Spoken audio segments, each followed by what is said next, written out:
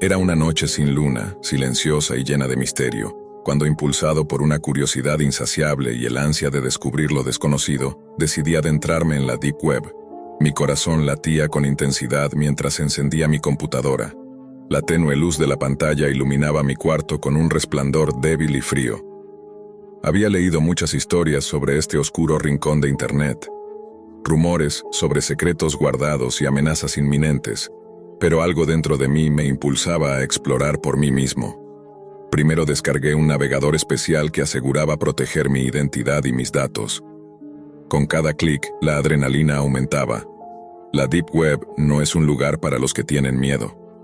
A medida que me sumergía más en ese mundo, las luces de mi habitación parecían desvanecerse y el aire se hacía más denso, casi tangible, como si alguien me estuviera vigilando. Al ingresar me encontré rodeado de foros y mercados clandestinos. Las páginas eran un caos de información con nombres extraños y descripciones crípticas. Cada enlace parecía un callejón sin salida que podía conducir a algo inofensivo o a algo mortal. Escaneaba los títulos con cautela. Hubiera sido fácil caer en la tentación de hacer clic en los anuncios que prometían acceso a lo prohibido, pero una voz interna me advertía sobre los peligros que acechaban en las sombras. En un intento por encajar y ser aceptado, comencé a compartir datos personales de mis amigos y familiares en línea. Al principio parecía inocente. Fotos de reuniones familiares, momentos felices, sin pensar en los riesgos ocultos. Pensaba que era una manera de mantener cerca a mis seres queridos, de mostrar lo felices que éramos. Pero todo cambió cuando, después de enviar información de contacto y la fotografía de un amigo cercano a un grupo que ofrecía recompensas por referencias, me di cuenta de que estaba involucrado en algo mucho más oscuro. Al principio, empecé a recibir pequeños pagos en mi billetera digital por cada persona que refería. Parecía un trato beneficioso, una forma sencilla de ganar dinero sin complicaciones, sin ser consciente de que estaba alimentando un ciclo destructivo. Era como un juego, una manera fácil de obtener ingresos rápidos. Cada notificación de pago me producía una satisfacción momentánea que nublaba mi juicio. Sin embargo, la ilusión de ese dinero fácil no duró mucho. Durante una cena familiar, escuché a mi madre hablar sobre una prima cercana que había sido víctima de chantajes. Alguien había conseguido fotos comprometedoras de ella y las estaba usando para amenazarla. Esa noticia me golpeó con fuerza. Me quedé paralizado al imaginar a mi prima atrapada en esa terrible situación, aterrorizada y sin salida. Mientras la conversación seguía, mi mente estaba en otro lugar, procesando la información que acababa de escuchar. De regreso en casa, revisé mi teléfono con nerviosismo, observando las fotos y datos que había compartido con aquel grupo. La culpa comenzó a invadirme. Sentí que había contribuido, aunque de manera indirecta, a un sistema cruel y despiadado. Me preguntaba si mis amigos y familiares estaban realmente a salvo, si la información que facilité podía ser utilizada en su contra. ¿Acaso yo era responsable de su sufrimiento? La noche se volvió inquietante. Me quedé despierto mirando el techo, recordando cada comentario y cada me gusta en mis publicaciones, dándome cuenta de que ese ciclo de validación había tenido un precio mucho mayor del que imaginaba. Los días siguientes, el temor que sentía comenzó a materializarse. Recibí un mensaje anónimo, simple pero escalofriante. Sabemos lo que hiciste. Mis manos temblaban mientras leía esas palabras. Al principio intenté pensar que era una broma, pero mi instinto me decía que no lo era. La ansiedad empezó a crecer hasta convertirse en un nudo que me oprimía el estómago. Poco después llegaron más mensajes, cada uno más amenazador que el anterior. Publicaremos tus secretos. Tus amigos y familiares no te olvidarán. La idea de que alguien pudiera utilizar la información que había compartido para hacerles daño era insoportable. La sensación de vulnerabilidad se hizo insoportable. A medida que los mensajes se acumulaban, comprendí que había cruzado una línea peligrosa.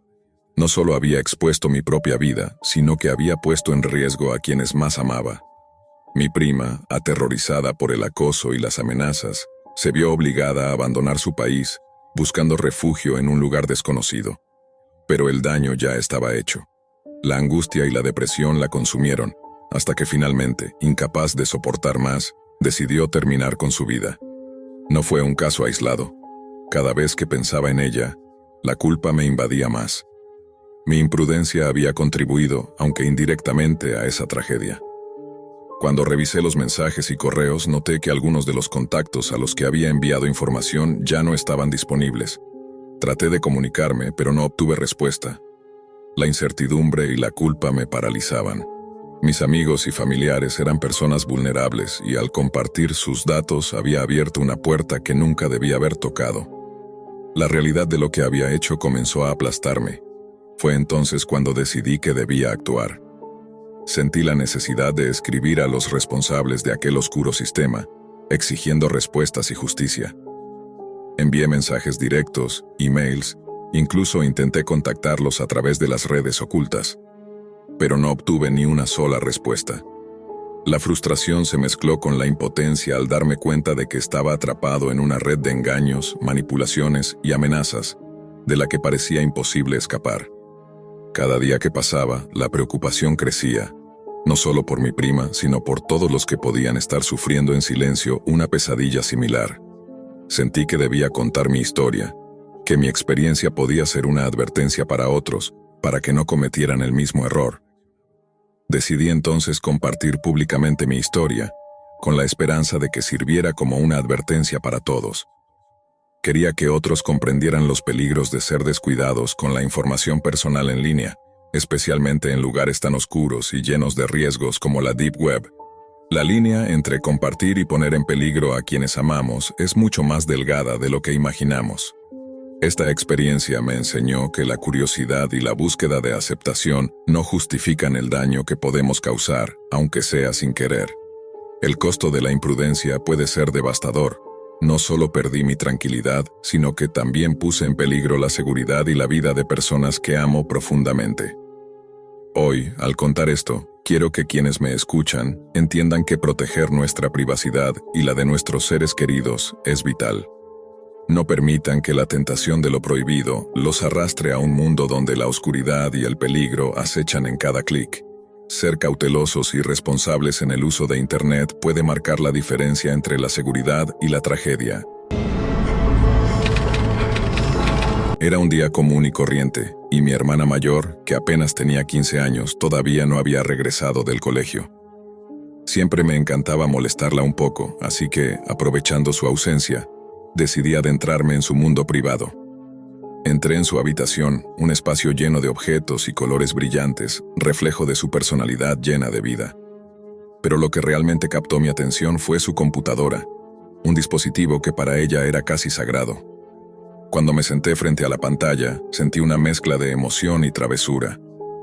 Al iniciar sesión, descubrí que había estado navegando en un sitio web que prometía recompensas mediante un sistema que se parecía a un juego. Al principio pensé que era solo una forma inocente de entretenerse, pero conforme exploraba más, noté que la interfaz era extraña, con elementos que despertaron una sensación de inquietud dentro de mí. Mientras navegaba por ese sitio, apareció una ventana emergente que no era un típico juego. En lugar de eso, mostraba una ruleta giratoria. Su diseño parecía inofensivo, como cualquier juego de azar común, pero conforme la ruleta giraba, una sensación de temor me invadió. Cada número en la ruleta estaba asociado a una persona real, cuyo perfil y datos básicos aparecían en pantalla. Lo más perturbador era que cuando la ruleta señalaba un número, esa persona era asesinada en la vida real. Este juego, que supe estaba alojado en la Deep Web, otorgaba recompensas instantáneas en billeteras digitales a quienes participaban. Las imágenes mostraban escenas de violencia, disparos, caídas y sangre cubriendo el suelo. Quedé paralizada, incapaz de asimilar lo que estaba viendo.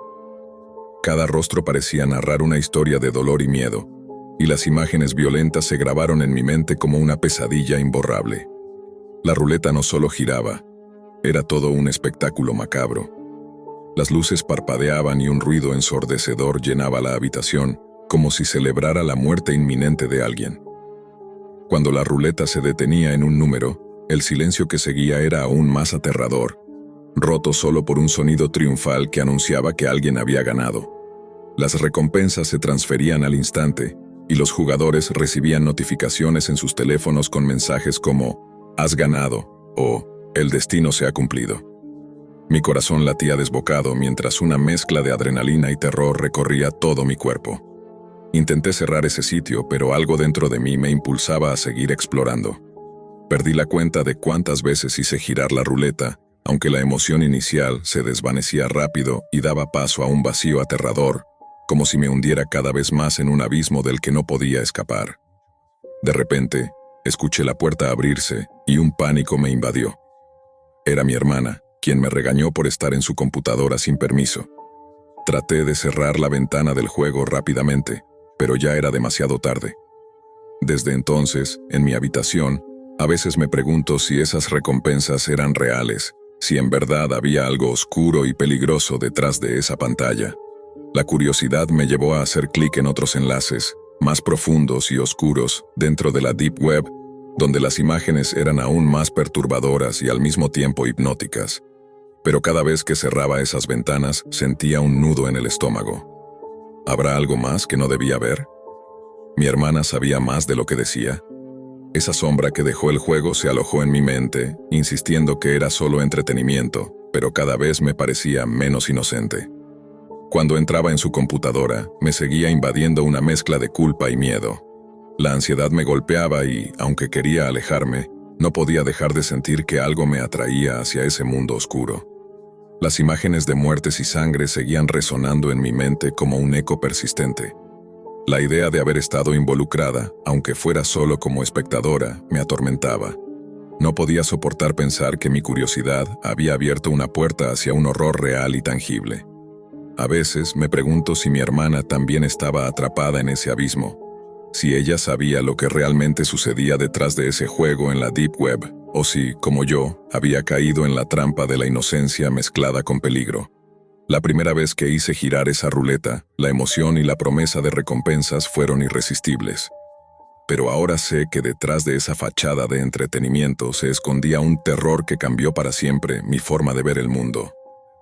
Los recuerdos de aquel día no me dejan en paz, y la idea de que mis acciones podrían haber tenido consecuencias más allá de lo que imaginaba me mantiene despierta en las noches más oscuras. A veces, al mirar la computadora, siento esa atracción peligrosa, pero también sé que abrir esa puerta otra vez podría significar perderme en un abismo del que quizá no haya regreso. Y así, el arrepentimiento se convierte en la carga que llevo conmigo, un recordatorio constante del peligro oculto en lo que parecía solo un juego. Siempre creí que todo lo que se decía sobre la Deep Web no era más que exageración o leyendas de Internet. Los relatos sobre foros ocultos y contenidos escalofriantes me parecían solo historias para asustar. Pero un día, la curiosidad pudo más que el miedo y decidí comprobar por mi cuenta qué tan cierto era todo eso. El acceso no resultó complicado. Solo necesitaba un navegador especial, así que descargué uno llamado Tor, que permite ingresar a esas zonas ocultas de la red que los buscadores normales no pueden alcanzar. En poco tiempo, todo lo que había escuchado sobre ese rincón oscuro de Internet estaba frente a mí. Comencé a explorar foros con temáticas perturbadoras de los que alguna vez había oído hablar. Fue en uno de esos espacios donde encontré un mensaje que me llamó poderosamente la atención. Decía algo como: ¿tienes un familiar adinerado? Podemos ofrecerte una recompensa. Era una propuesta extraña, casi absurda. Sonaba como una broma, algo demasiado fácil como para ser real. Yo tenía un tío con mucho dinero y en ese momento lo vi como un juego sin consecuencias. Pensé que al final nadie haría nada con esos datos. Sin analizarlo demasiado, introduje los datos de mi familiar en el sistema que la página presentaba. El diseño era simple, solo pedía nombre, dirección y algunos otros detalles que no terminé de comprender. Luego cerré la laptop, convencido de que todo quedaría ahí. Pasaron unas horas. Me distraje viendo una serie y eventualmente me quedé dormido. Aunque trataba de prestar atención a la trama, había algo dentro de mí que no terminaba de estar tranquilo. A la mañana siguiente, todo parecía seguir igual. Ninguna noticia, ninguna llamada. Nada que indicara que lo que hice había provocado alguna consecuencia. Al llegar a la universidad, el ambiente seguía siendo el mismo de siempre. Estudiantes charlando, risas, el bullicio normal. Me encontré con Clara, mi novia. Me recibió con una sonrisa tranquila, completamente ajena a la tensión que yo cargaba. Intenté actuar con normalidad mientras hablábamos, pero algo en mí no podía dejar de pensar en lo que había hecho la noche anterior. Mientras charlábamos, vi pasar a mis primos, quienes me saludaron como de costumbre. En ese instante, un escalofrío me recorrió el cuerpo.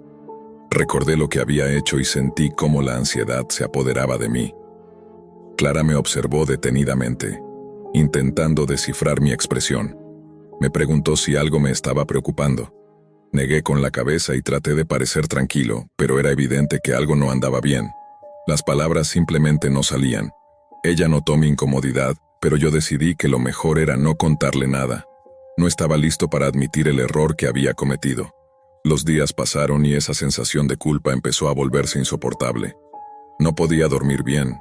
Las noches se me hacían eternas. Me sentía como si estuviera atrapado en una pesadilla que se repetía sin cesar. No lograba quitarme de encima el miedo de haber desencadenado algo que ya no podía detener. Finalmente, comprendí que no podía cargar con eso solo. Necesitaba contárselo a alguien. Pensé en Mauro, un amigo de toda la vida y probablemente la única persona en la que podía confiar. Lo cité en una cafetería discreta, con luces bajas y ambiente silencioso. Cuando llegó, no perdí tiempo. Le conté todo, desde el primer momento en que accedí a la Deep Web hasta el instante en que ingresé los datos de mi tío en aquel sitio. Su expresión cambió de inmediato. Se puso serio, casi pálido. Me dijo que lo que había hecho era gravísimo, que no se trataba de un juego y que al enviar esa información había puesto en riesgo real la vida de alguien. Me miró con intensidad y me advirtió que, si no hacía algo, mi familiar podía terminar muerto. Sus palabras me golpearon como una bofetada. Sentí el peso de mis acciones como una piedra en el pecho. En ese momento supe que tenía que hacer algo, que no podía quedarme de brazos cruzados. Decidí ir a casa de mi tío. Tal vez todavía estaba a tiempo de ayudar, de arreglar las cosas, aunque no supiera cómo. Al llegar me encontré con una escena devastadora. La casa estaba llena de tensión, de angustia. El ambiente se podía cortar con un cuchillo. Nadie sabía dónde estaba mi tío. Los rostros de la familia estaban desfigurados por el miedo, por la incertidumbre. Yo estaba paralizado. No podía decir ni una palabra. Era como estar dentro de una película de terror, pero sin poder salir de ella. El silencio solo era interrumpido por el llanto de algunos familiares o por murmullos desesperados tratando de encontrar explicaciones. Y entonces, el horror se volvió más real. Días después comenzaron a llegar grabaciones perturbadoras. Los videos mostraban a mi tío y a su esposa en condiciones deplorables, encapuchados, atados, siendo maltratados. Las imágenes eran claras, brutales. Los captores exigían una suma de dinero enorme a cambio de su liberación. Cada vez que uno de esos clips llegaba, sentía que se me desgarraba algo por dentro. Ver a mi tío suplicando, a su esposa llorando, era insoportable. Pero lo más devastador era saber que todo eso había comenzado con una decisión mía, una acción sin pensar, una broma que se transformó en una tragedia. Los mensajes que acompañaban los videos no dejaban lugar a dudas. Si el dinero no aparecía, las consecuencias serían irreparables. La desesperación se adueñó de todos. Las reuniones familiares se convirtieron en juntas de emergencia, en planes de recaudación, en súplicas a conocidos y contactos. Nadie dormía. Nadie comía bien. Era como vivir una pesadilla con los ojos abiertos. Tras largas horas de negociaciones, llamadas tensas y transferencias ocultas, se logró reunir el dinero que los secuestradores pedían. Sin embargo, el alivio esperado no llegó como todos pensaban. Durante la operación para liberar a los rehenes, algo terrible ocurrió. La presión psicológica, el miedo constante y la violencia acumulada fueron demasiado para la esposa de mi tío. Su cuerpo no resistió. Murió durante el proceso, víctima del terror al que fue sometida. La noticia fue como un puñal. Me enteré cuando vi a mi tío regresar a casa, libre, sí, pero roto. Caminaba como un espectro, sus ojos ya no tenían brillo. La pérdida lo había devastado. En medio del dolor, toda la familia trataba de consolarlo, de darle fuerzas. Pero yo no podía acercarme, no podía mirarlo a los ojos. Sentía que el aire me faltaba cada vez que pensaba en que yo había sido quien desencadenó todo. Pasaron algunos días y finalmente Clara, mi novia, se enteró de todo. Le contaron lo del secuestro, la tragedia y la muerte de la esposa de mi tío. Nos vimos esa tarde y cuando le expliqué la historia completa, su rostro cambió por completo. Estaba pálida. Sus ojos, abiertos de par en par, Reflejaban una mezcla de incredulidad, horror y algo más, decepción. Me miró en silencio, como si no pudiera creer que estuviera frente a la misma persona con la que solía reír, con la que compartía cada día. No tuve el valor de decirle que yo había sido el responsable directo, pero creo que en su mirada entendí que ella ya lo sospechaba. Algo en mí había cambiado. Clara lo notó, y ese cambio nos alejó sin necesidad de palabras. Después, uno de mis amigos, un tipo que conocía bien el mundo oculto de la red, me dijo algo que me heló la sangre. Me advirtió que en casos como ese, los responsables no solo eliminaban a la persona secuestrada, a veces también iban tras quien facilitaba la información. Esa frase me dejó paralizado. Hasta entonces no había pensado en que ellos podrían tener mis datos, pero claro que los tenían. Había iniciado sesión, había navegado por esos foros, había entregado una IP, un registro, una traza. De pronto lo que parecía un error tonto se convirtió en una amenaza latente sobre mí. Sabía que si esos tipos querían rastrearme, podían hacerlo. Y probablemente ya sabían quién era. Me costaba respirar. La ansiedad crecía cada vez que recibía una notificación en el teléfono, cada vez que alguien tocaba la puerta de mi casa. La paranoia se instaló en mí como una sombra que no se iba, como un castigo que sabía que merecía. Con el tiempo, empecé a entender la magnitud de todo lo que había hecho. Lo que comenzó como una simple curiosidad, como una especie de experimento sin importancia, terminó por destruir vidas. Descubrí que la Deep Web es una red inmensa, invisible para los buscadores tradicionales. No todo allí es oscuro. Muchas instituciones académicas y gubernamentales la usan para almacenar información protegida. Pero dentro de ese universo existe un rincón aún más oculto, la Dark Web, donde se concentran los mercados ilegales, los foros de violencia, los espacios sin ley. Es ahí donde me metí sin saberlo, donde ofrecí sin querer a alguien de mi propia sangre a manos de personas capaces de cualquier cosa. Ese error, esa ligereza, esa irresponsabilidad, me marcó para siempre. Desde entonces vivo con el peso del remordimiento. Nadie más supo que fui yo quien inició todo. Nadie me señaló, nadie me acusó, pero no lo necesitaban. Yo ya me había condenado por dentro. Cada vez que veo a mi tío, cada vez que lo escucho hablar de ella con tristeza, es como si el tiempo se detuviera para recordarme lo que hice. Por eso decidí contar esto de forma anónima, no por buscar perdón porque sé que no lo merezco, sino para advertir a otros, para que, si alguna vez sienten esa misma curiosidad peligrosa, lo piensen 2 veces. Lo que parece una simple visita a una página puede volverse una pesadilla sin retorno. La Deep Web no es un juego. Las decisiones que tomamos, incluso las que parecen inofensivas, pueden tener consecuencias que nos persigan por siempre. Y aunque intento seguir adelante, no hay día que no me pregunte qué habría pasado si nunca hubiera hecho clic en ese enlace.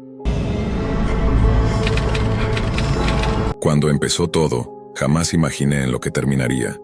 Por curiosidad y con la típica actitud de «a mí no me va a pasar», me metí en algo que no entendía del todo. Todo comenzó con una conversación en línea. Estaba aburrido una noche y me puse a explorar foros alternativos.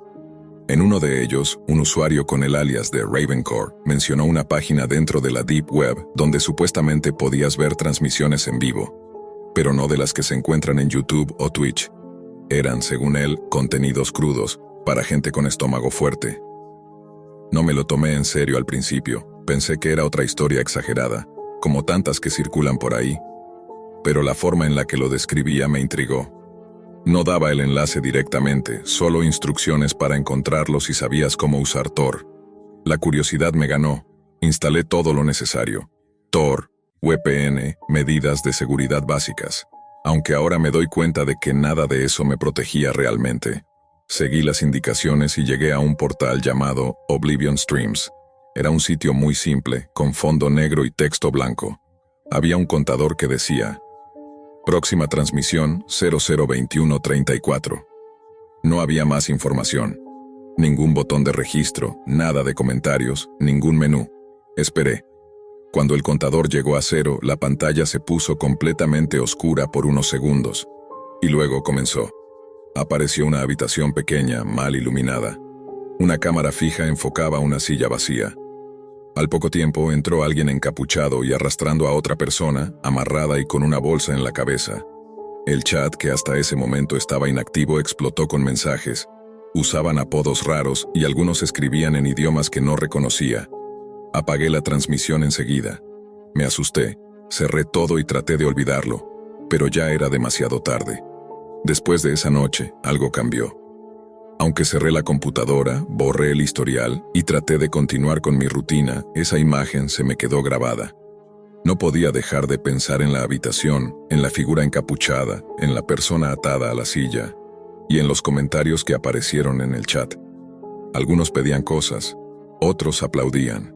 Uno incluso escribió: "Lo de ayer estuvo mejor, que esta vez grite más". Pasaron 2 días. No hablé del tema con nadie, pero algo en mí me empujó a volver a entrar. No sabría explicar por qué. Era como una mezcla de miedo y ansiedad con una necesidad de entender qué estaba pasando ahí. Pensé que si lo veía de nuevo, podría confirmar que no era real, que había sido una especie de montaje, quizás una especie de juego enfermo, un live action extremo. Volví a entrar a través de Tor. El sitio seguía en línea. Esta vez decía: "Próxima transmisión, 01:17:49". Me quedé esperando. Durante la espera revisé el código fuente del sitio. No encontré nada que me diera pistas de quién lo manejaba. Incluso intenté rastrear la IP, pero era inútil. Todo estaba enmascarado, capa sobre capa de anonimato. La Deep Web, tal como la había leído en foros, era un mundo donde nada es lo que parece, y donde nadie es quien dice ser. Cuando empezó la transmisión, sentí un nudo en el estómago. Esta vez no era la misma habitación. Parecía un sótano. Las paredes eran de concreto viejo, con manchas de humedad. La cámara mostraba una jaula en una esquina. Dentro, una figura humana, acurrucada, cubierta con una manta sucia. No hubo presentaciones ni palabras, solo ruido ambiente, el goteo de alguna tubería, un ventilador oxidado girando en el fondo. El encapuchado volvió a aparecer. Vestía lo mismo que la vez anterior. Ropa oscura, botas pesadas, guantes. Llevaba algo en la mano, una especie de bolsa, y la dejó sobre una mesa metálica. Luego se acercó a la jaula y sacó a la persona a la fuerza. Era un joven, tal vez de mi edad, tal vez menor. Tenía la mirada perdida, la piel pálida y las muñecas llenas de marcas. El chat explotó de nuevo. Un usuario llamado Ardent Feeder escribió: "Este se ve más fresco. ¿Harán lo de los alicates?". Otro respondió con un emoji sangriento y risas en mayúsculas. Me quedé paralizado frente a la pantalla. No sabía si cerrar todo o seguir mirando. Algo me decía que ya no era solo un espectador, que por el simple hecho de estar ahí, era parte de eso. La transmisión se detuvo de forma abrupta. Pantalla en negro, silencio. En el chat los usuarios escribieron cosas como "error del servidor" o "lo bajaron", pero segundos después apareció un mensaje en letras rojas: "Los que miran también tienen parte. Estás marcado". No era parte del show. Era un mensaje dirigido a mí, o al menos así lo sentí. Apagué el equipo, lo desconecté, borré todo, pero la paranoia ya se había instalado en mi cabeza. Durante los días siguientes empecé a notar cosas raras. Primero, mi cámara web, que normalmente tenía tapada, apareció sin la cinta. No recordaba haberla quitado. Luego, algunas llamadas perdidas desde números que no reconocía. Y una noche, cuando estaba a punto de dormir, recibí un correo. No tenía asunto, solo una imagen adjunta. Al abrirla, vi una captura de pantalla de mi rostro, justo en el momento en que veía la transmisión. La fecha coincidía, la hora también. Ahí entendí que no solo había visto algo que no debía, también me habían visto a mí. Desde que recibí aquel correo, nada volvió a sentirse seguro. Revisé cada rincón de mi casa, cambié las contraseñas, formateé el ordenador, incluso desinstalé Tor. Pero era inútil. El miedo ya se había instalado adentro, como una humedad que no se va ni con fuego. Durante semanas estuve paranoico. Caminaba por la calle con la sensación de que alguien me seguía. Evitaba mirar a la gente a los ojos. Dejé de salir de noche. Instalé cámaras de vigilancia en mi cuarto, en la entrada del departamento, incluso en la escalera del edificio. No porque creyera que eso me iba a proteger de algo, sino porque necesitaba sentir que tenía algo bajo control. Los correos no paraban, no eran diarios. A veces pasaban 5 o 6 días sin llegar ninguno. Pero cuando lo hacían, siempre traían algo diferente. Una vez fue una foto mía caminando hacia la universidad. Otra vez, una grabación en la que se escuchaba mi voz hablando por teléfono con mi madre. La más perturbadora fue un video. Me mostraba durmiendo. La cámara estaba en mi habitación, no desde la esquina ni desde la ventana. Estaba colocada justo a 1 metro de mi cama. Esa noche ni siquiera lloré. Solo me senté en el piso, frente a la puerta cerrada, y esperé a que amaneciera. Intenté hablar con alguien, con mi amigo Víctor, el único con el que me sentía seguro. Le conté a medias, omitiendo algunos detalles. Él me escuchó en silencio, serio, y cuando terminé me dijo: «No puedes ir a la policía. Si es lo que pienso, eso no funciona ahí». Le pregunté qué quería decir con eso. Me miró fijo y me respondió: «Cuando entras a ciertas capas de la Deep Web, no estás visitando páginas. Estás entrando a redes, a círculos cerrados. Si te vieron, si interactuaste, aunque solo hayas mirado, ya eres parte. Y si te marcaron, no es solo para intimidarte, es para usarte». No entendí completamente lo que quiso decir, pero sus palabras me pesaron durante días. Empecé a investigar más a fondo. No desde el navegador, sino desde foros cifrados, chats encriptados, canales en IRC donde se hablaba en códigos. Aprendí sobre los nidos oscuros, comunidades dentro de la Deep Web dedicadas a intercambiar contenido ilegal extremo. No pornografía convencional, ni drogas. Hablo de cosas que escapan incluso a la lógica humana. Transmisiones en vivo de tortura, apuestas en tiempo real sobre víctimas, rituales extraños que mezclaban violencia con simbolismo ocultista. Todo por pedido. Todo pagado con criptomonedas imposibles de rastrear. En uno de esos foros encontré algo que me heló la sangre. Una conversación entre 2 usuarios anónimos que mencionaban una serie de espectadores marcados. Uno de ellos decía: «Si ves más de una, ya no solo eres audiencia, eres parte del proyecto». Pregunté qué era ese proyecto, pero no obtuve respuesta. Me banearon del canal. A las pocas horas, otro correo llegó. Esta vez no era solo una imagen. Era un enlace. No era accesible desde un navegador convencional. Era una dirección .onion con una llave privada que venía adjunta en un archivo .txt. La abrí desde un equipo distinto, con una red proxy que había configurado especialmente para eso. La paranoia me había vuelto casi experto. El sitio tardó mucho en cargar. No tenía diseño. Solo texto blanco sobre fondo negro. El título era Fase 2. Debajo, un temporizador. 10-24-39, 10-24-38. Un mensaje decía: «Has sido elegido. Observaste más de una vez. Participaste sin intervenir. El próximo paso depende de ti». Debajo, 2 botones. Uno decía: «Aceptar». El otro: «Rechazar».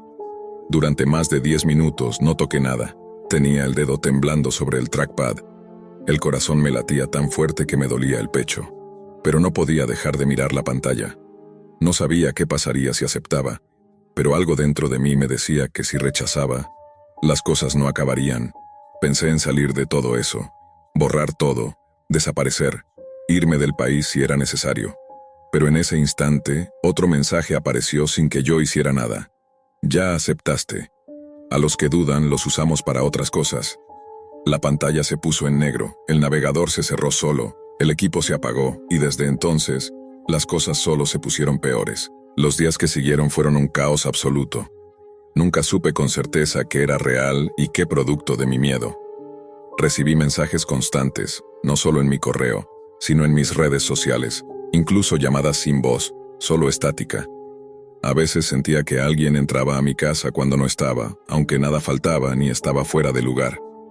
Intenté pedir ayuda profesional, pero mi relato parecía una mezcla de paranoia y ficción para ellos. La policía no tomó mi denuncia en serio, y aunque desconecté todo, el acecho no paraba. En un último intento, volví a ingresar a aquella dirección .onion. El temporizador había terminado y un nuevo mensaje apareció. El proceso terminó. Ahora formas parte, no hay vuelta atrás. De repente, mi pantalla se llenó de rostros. No eran conocidos, ni famosos. Eran personas como yo, que habían caído en ese oscuro entramado de la Deep Web.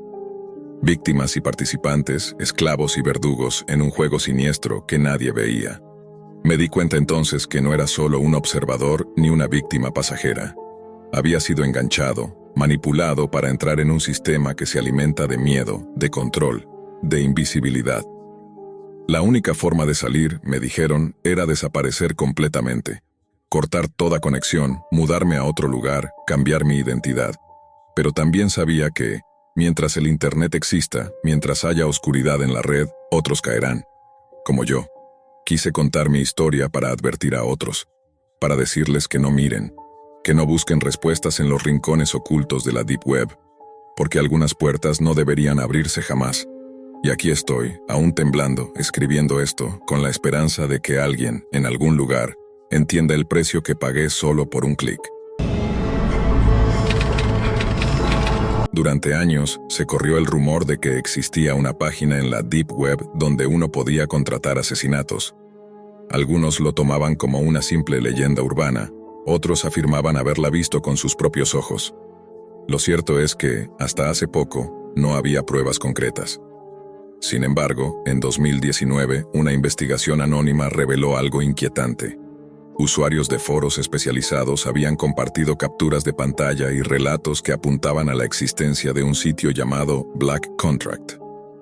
En ese portal, según los testimonios, uno podía solicitar desde amenazas hasta ejecuciones, pagando con criptomonedas imposibles de rastrear. Un informático mexicano, a quien llamaremos Leonel, para proteger su identidad, decidió adentrarse en lo más profundo de la red para confirmar si aquello era real. Lo que encontró superó cualquier expectativa. En sus palabras, no era un sitio de acceso directo. Había que pasar varios filtros de verificación, compartir cierto tipo de archivos y demostrar que no eras un agente infiltrado. Después de varios días, por fin obtuve acceso al dominio. Era un lugar espeluznante. Había tarifas por país, métodos de ejecución, incluso tiempos estimados de cumplimiento.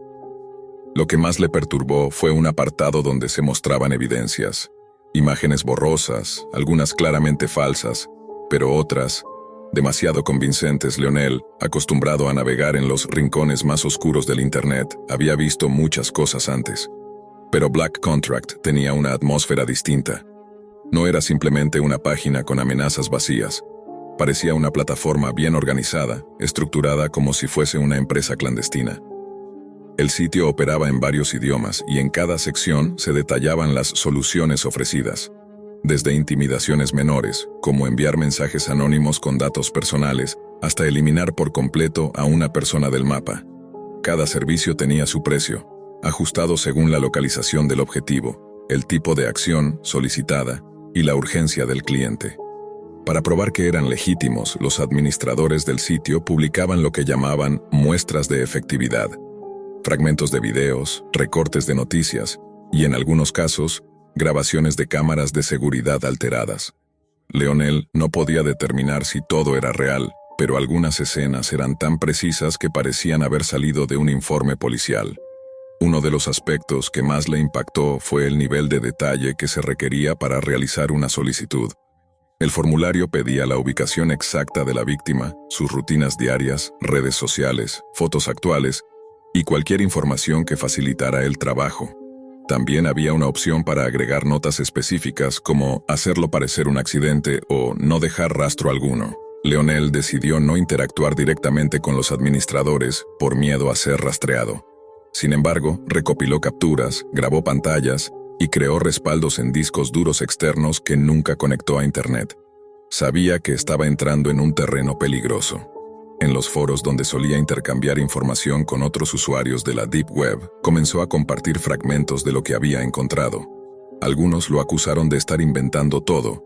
Otros, en cambio, afirmaron haber visto páginas similares, aunque ninguna tan sofisticada como Black Contract. Lo más inquietante llegó semanas después. Una noche, mientras revisaba las actualizaciones del sitio, encontró algo que lo hizo congelarse. Su propio nombre apareció en una lista temporal de objetivos pendientes. Junto a su nombre estaban su ciudad, una fotografía de una reunión universitaria tomada años atrás y un comentario: el cliente quiere silencio absoluto. Leonel no tenía enemigos, o al menos eso creía.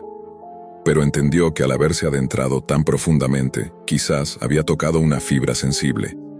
Apagó todos sus dispositivos, destruyó los discos externos y desapareció del radar por unos días. Cuando volvió a conectarse, el sitio ya no existía, o al menos, no en el mismo dominio. Leonel había aprendido por las malas una de las reglas básicas de los rincones más oscuros del ciberespacio. Observar demasiado de cerca puede convertirte en el siguiente blanco.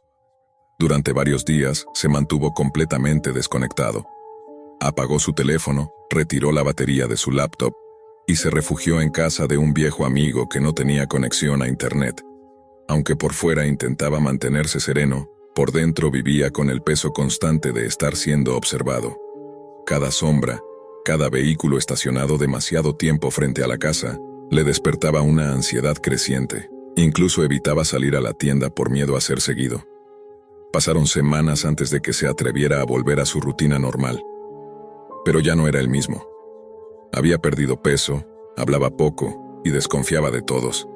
Solo un objetivo lo mantenía despierto: entender quién estaba detrás de Black Contract y cómo era posible que operaran con tanta impunidad. Leonel comenzó a investigar desde cero, esta vez con mayor cautela. Utilizaba sistemas operativos diseñados para el anonimato, encriptaba sus comunicaciones y operaba únicamente desde redes públicas. Pero Black Contract no había desaparecido, simplemente se había desplazado. Ahora se hacía llamar C3 Protocol. El dominio estaba protegido por múltiples capas de cifrado, accesible únicamente mediante invitación desde canales de comunicación ocultos. No había rastro del sitio anterior, pero su estructura era casi idéntica. Servicios por encargo, pagos en criptomonedas imposibles de rastrear, y un canal directo de contacto con operadores que hablaban como si estuvieran al mando de una organización militar secreta. La diferencia era el nivel de paranoia. Ahora, para acceder, se debía presentar una recomendación digital, una especie de carta de confianza firmada con una clave de alguien que ya fuera cliente. Leonel logró infiltrarse tras ganarse la confianza de un usuario anónimo en un foro cerrado. El proceso fue lento y en más de una ocasión creyó que lo descubrirían. Pero una noche, al revisar su bandeja oculta, recibió una clave de acceso. Dentro de C3 Protocol, encontró algo aún más perturbador que en el sitio anterior: secciones dedicadas al seguimiento en tiempo real de objetivos. Usuarios compartían imágenes recientes de personas vigiladas, grabaciones de drones, audios tomados desde micrófonos ocultos. Había incluso reportes detallados de víctimas anteriores, como si se tratara de un archivo corporativo. Leonel comenzó a notar patrones. Varios nombres repetidos, direcciones que coincidían con zonas geográficas específicas, y una cadena de comentarios encriptados firmados por alguien con el seudónimo de Cronos. Esta figura parecía tener autoridad sobre los demás, y sus mensajes eran claros: precisión, anonimato y cero margen de error. Fue entonces cuando Leonel se dio cuenta de que esto no era solo un mercado de sicariato digital. Estaba ante una red estructurada con niveles jerárquicos, protocolos internos y posiblemente financiamiento desde fuentes más poderosas de lo que jamás imaginó. Y lo más inquietante, el nombre de otro viejo conocido apareció en la lista de potenciales problemas. Era alguien del foro con quien Leonel había compartido información meses antes. A las pocas semanas, esa persona desapareció sin dejar rastro. Leonel sabía que cada clic podía delatarlo. Había aprendido que en la Deep Web nada era gratuito y que incluso el mero acto de mirar lo convertía en partícipe. Por eso, tras descubrir la identidad de Cronos como figura clave dentro de C3 Protocol, se obsesionó con rastrear sus movimientos digitales sin ser detectado. Durante semanas se convirtió en una sombra digital, cruzando servidores en cadena, accediendo a bases de datos en la Darknet y utilizando inteligencia artificial para descifrar patrones en los metadatos de los mensajes de Cronos. Todo indicaba que el operador tenía conocimientos militares o, peor aún, conexiones con agencias de inteligencia corruptas. Cada nuevo hallazgo era más aterrador que el anterior. Un correo cifrado revelaba que algunas de las víctimas habían sido ex agentes o denunciantes. Otros archivos mostraban rutas de escape para asesinos a sueldo después de ejecutar sus encargos, pasos fronterizos controlados, identidades nuevas e incluso intervención quirúrgica para alterar rasgos físicos. Era una red sofisticada, más cercana a una agencia de operaciones negras que a una simple banda de criminales digitales. Una noche, mientras analizaba una de las transmisiones cifradas del foro interno de C3 Protocol, algo cambió. El canal se activó en tiempo real. Por error, o tal vez por diseño, Leonel fue testigo de una transmisión en directo. Una cámara térmica captaba el movimiento de una figura entrando a un edificio en las afueras de una ciudad que reconoció por los anuncios en árabe del fondo. Las coordenadas estaban parcialmente visibles. En el chat interno, un operador escribía: Fase 1 completada, eliminación en 3:22. Leonel sintió un vacío en el estómago. No era una simulación. Estaban transmitiendo un asesinato por contrato, en directo, como si fuera una misión de rutina. Cerró la conexión de inmediato y destruyó el dispositivo que había usado para conectarse. Ya no se trataba de una investigación. Ahora él sabía demasiado. Durante los días siguientes, Leonel vivió como un fugitivo. Se movía entre hoteles baratos, no usaba tarjetas, evitaba cualquier tipo de red pública. Estaba paranoico, pero con razón.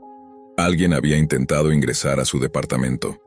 El portero del edificio comentó que un hombre de traje y con acento extranjero había preguntado por él. No dejó nombre, solo dijo: dígale que lo estamos esperando. Leonel necesitaba ayuda. Contactó entonces a una periodista de investigación que había conocido en un foro sobre privacidad digital. Ella se hacía llamar Cassandra. Había denunciado redes de trata y operaciones de lavado de dinero en el pasado, y había tenido que irse del país tras recibir amenazas de muerte. Tras un encuentro fugaz en un café de aeropuerto, Leonel le entregó un pendrive con todos sus hallazgos.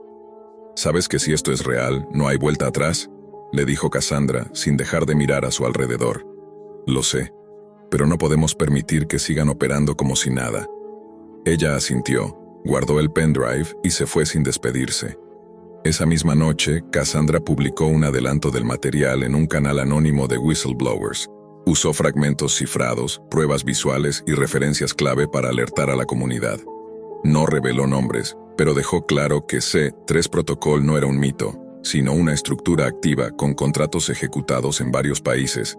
La reacción fue inmediata. Algunos medios alternativos comenzaron a replicar la historia y foros de seguridad informática entraron en ebullición. Alguien ofreció una recompensa en Bitcoin por más datos. Pero también llegaron las amenazas.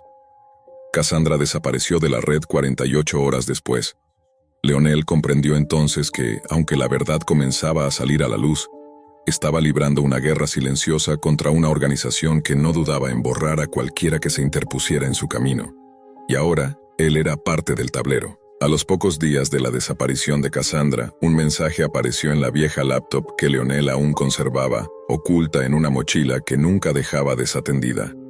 No provenía de un canal común, ni siquiera de uno cifrado. Era un archivo de sistema que simplemente no debería haber estado allí, rootcanex.msg. Al abrirlo, encontró un solo texto. Lo que viste no fue todo, solo fue un fragmento. Estás buscando en el lugar correcto, pero en la capa equivocada. Si realmente quieres entender a C3, busca Atrium, pero hazlo fuera del navegador. Atrium.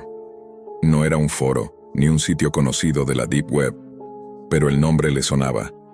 Recordó una mención indirecta en uno de los primeros logs que había rastreado, un archivo con metadatos manipulados y coordenadas falsas, como si se tratara de una broma. Pero ahora sabía que en esta red nada era al azar. Decidió escarbar más. Durante 3 noches, sin dormir, trabajó desde una unidad aislada, sin conexión física a ningún router, alimentada solo por energía solar.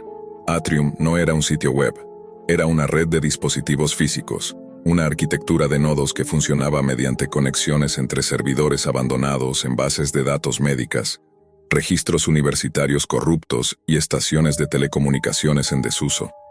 Como una ciudad muerta con túneles secretos. Finalmente accedió. Una interfaz rudimentaria, sin texto, solo iconos, no era amigable. Era como un archivo de inteligencia para agentes entrenados, imágenes clasificadas, grabaciones de audio sin nombre, mapas sin leyenda. Y en medio de todo eso, un patrón emergía. Todos los datos apuntaban a una lista de nombres codificados bajo el sistema Fenrir. Cada nombre estaba asociado con coordenadas, fechas y una etiqueta. Completed, delayed o suspended. Leonel entendió con horror que era una base de datos de ejecuciones, de contratos cumplidos, reprogramados o pendientes. Una base de operaciones de asesinato internacional. Y no era estática, se actualizaba en tiempo real, pero había algo aún más inquietante. Entre los datos encontró una imagen en baja resolución de una mujer con la boca tapada y los ojos desorbitados. No era una fotografía pública, no era un archivo viral. Estaba archivada con la etiqueta CAS ID 9429 y marcada como discarded. Era Cassandra. Leonel no sabía si significaba que estaba muerta o solo descartada como activo. Pero si su rostro estaba ahí, significaba que habían llegado a ella, o que ella había llegado más lejos de lo que imaginaban. No podía confiar en nadie, ni siquiera en los que decían estar del mismo lado. Fue entonces cuando cometió un error. Contactó a un viejo colega del ejército, alguien que creía fuera del circuito. Le pidió ayuda para validar los registros del sistema Fenrir, pero solo bastaron 6 horas para que su red se llenara de intentos de intrusión. No uno, ni dos, docenas. Coordinados, silenciosos, profesionales, y lo peor, personalizados. En un archivo temporal, alguien le dejó una advertencia directa y clara. Te ofrecimos observar, elegiste intervenir, ahora formas parte del expediente. Leonel desconectó todo, destruyó el hardware, volvió al papel. Volvió a escribir con tinta y hojas, a esconder información dentro de libros, a dejar mensajes en sobres sin remitente. Había vuelto a lo básico, como si se tratara de espionaje de los años 80, pero era la única forma de mantenerse con vida y seguir investigando. Sin embargo, algo lo impulsaba a seguir. Una certeza: si había llegado a Atrium, otros también podrían. Y si lograba descifrar completamente el sistema Fenrir, quizás podría descabezar la estructura de C3 Protocol. Pero para eso, debía buscar a la única persona que había escapado del sistema y vivido para contarlo. Un hombre al que todos daban por muerto. Un nombre que aparecía tachado en los registros originales de Cronos. Un ex ejecutor del propio protocolo C3. El nombre aparecía en el registro como Tálamos.45, una etiqueta entre líneas tachadas, sin detalles, sin imágenes, solo una referencia cruzada con una ubicación aproximada en los Balcanes y un código, NBX por Delta 404 por Exfil. Para la mayoría sería un callejón sin salida. Para Leonel era un nuevo inicio. Después de semanas trazando patrones de vuelos, comparando incidentes de inteligencia y extrayendo metadatos de transmisiones satelitales no encriptadas, encontró algo: un patrón de silencio. Una región en Macedonia donde las señales de radiofrecuencia desaparecían por lapsos exactos de 17 minutos. No era interferencia natural, era ocultamiento deliberado. Ahí fue. No voló directamente. No reservó con su nombre.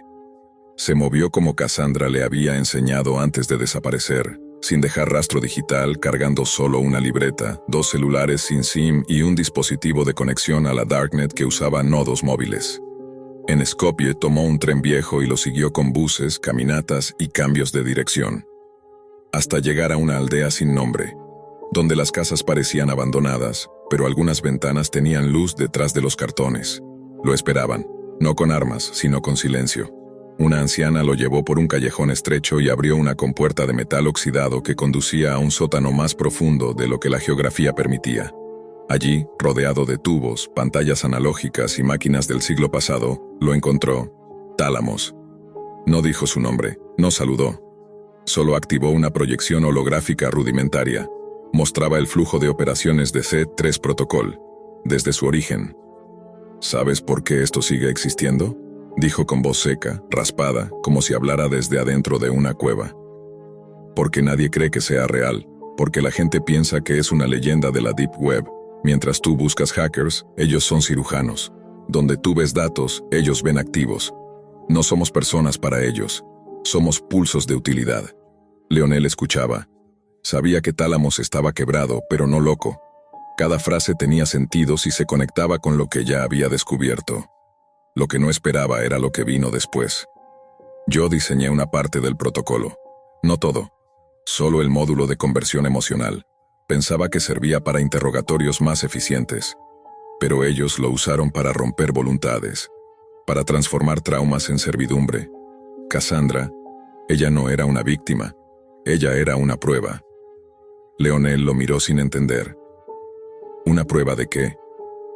De que se puede rediseñar la identidad de alguien desde cero. Que se puede borrar el yo sin cirugía, solo con lenguaje, aislamiento y una red neuronal inversa. Lo hicieron con ella, pero ella escapó. Solo que no huyó, no como tú crees. Volvió. Pero distinta. Leonel sintió un vacío en el estómago. Las imágenes de Cassandra volvían, su silencio, sus frases entrecortadas, su capacidad para leer patrones como si fueran parte de su ADN. ¿Y si todo ese tiempo había estado jugando un papel? ¿Y si Atrium no la estaba rastreando, sino que ella misma lo había construido? Antes de que pudiera preguntar más, Tálamo se levantó y colocó en sus manos un sobre sellado con cera negra. Tenía una sola palabra: Revert. Eso es todo lo que puedo darte. Si lo abres, sabrás cosas que no puedes desaprender. Te destruirá o te liberará. Pero no me busques de nuevo. Horas después, Leonel se encontraba en un vagón de carga cruzando la frontera rumbo a Albania, con el sobre oculto dentro de su zapato. No sabía si abrirlo. No sabía si ya era parte del protocolo o si todavía podía salirse. Pero sí sabía una cosa: el juego había cambiado. Y ahora, él también. Leonel llegó a Durrës bajo la lluvia. El sobre seguía intacto. Su presencia le quemaba en la planta del pie como si supiera que dentro había algo irreversible. No era miedo. Era una forma más fría. La sospecha de que la verdad no serviría para salvar a nadie. Se instaló en un edificio a medio construir, donde pagó por días en efectivo. Su única conexión era una antena improvisada que le permitía entrar a la Deep Web por medio de un sistema operativo oculto llamado Chimera OS. No figuraba en foros, no era código abierto, solo existía en fragmentos, como si fuera una mitología compartida por sobrevivientes. Conectó el equipo, desactivó el micrófono, apagó todo lo que pudiera transmitir señales y por fin abrió el sobre. Adentro había dos cosas: un USB envuelto en papel metálico y una nota escrita a mano. Si lees esto, estás dentro del perímetro. El código Revert es la raíz del protocolo C3. No es una clave, es una inversión. Mira el archivo, luego decide si quieres seguir. Metió el USB en una laptop aislada. Solo un archivo apareció: Origen Lambda.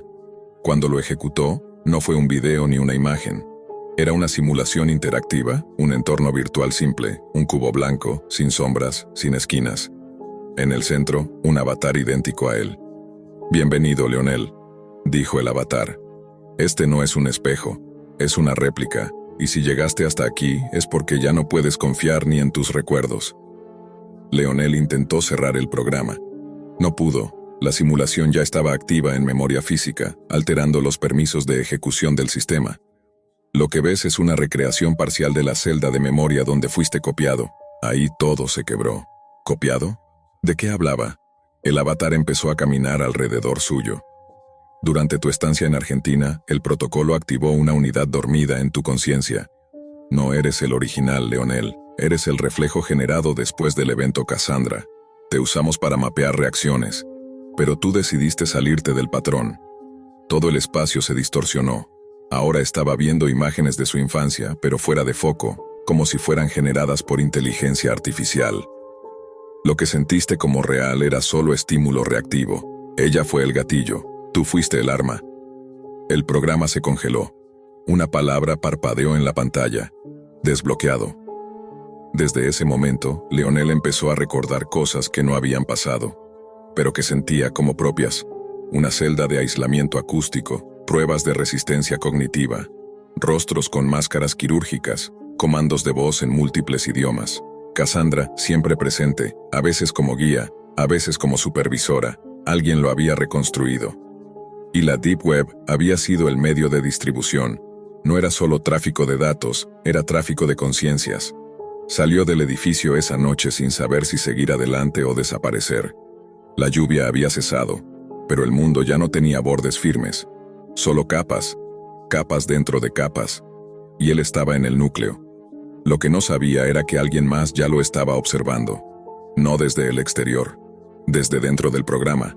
Leonel huyó de Durrës 2 días después, tras interceptar una conversación en un canal cifrado de Seronet donde se mencionaba su código genético como una anomalía replicativa no autorizada.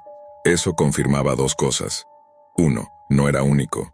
Segunda, su versión había escapado del protocolo. Cruzó la frontera hacia Kosovo con una nueva identidad y quemó el USB en una planta de reciclaje industrial. Pero eso no lo desconectó. Al contrario, cada vez que cerraba los ojos, el cubo blanco aparecía, a veces estático, a veces con nuevas variantes de Cassandra dentro, hablando en idiomas que él no conocía pero que comprendía. Lo entendió tarde. El protocolo C3 no era solo un experimento. Era un sistema de simulación distribuida en capas y la Deep Web había sido el campo de pruebas. Los sujetos como él no escapaban.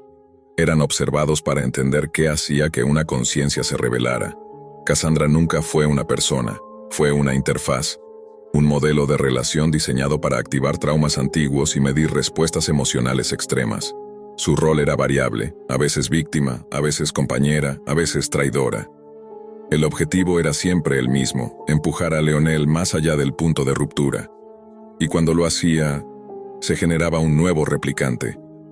El verdadero Leonel, el original, estaba muerto desde el inicio. Fue el primer fallo del experimento. Pero en lugar de cerrar el archivo, lo multiplicaron.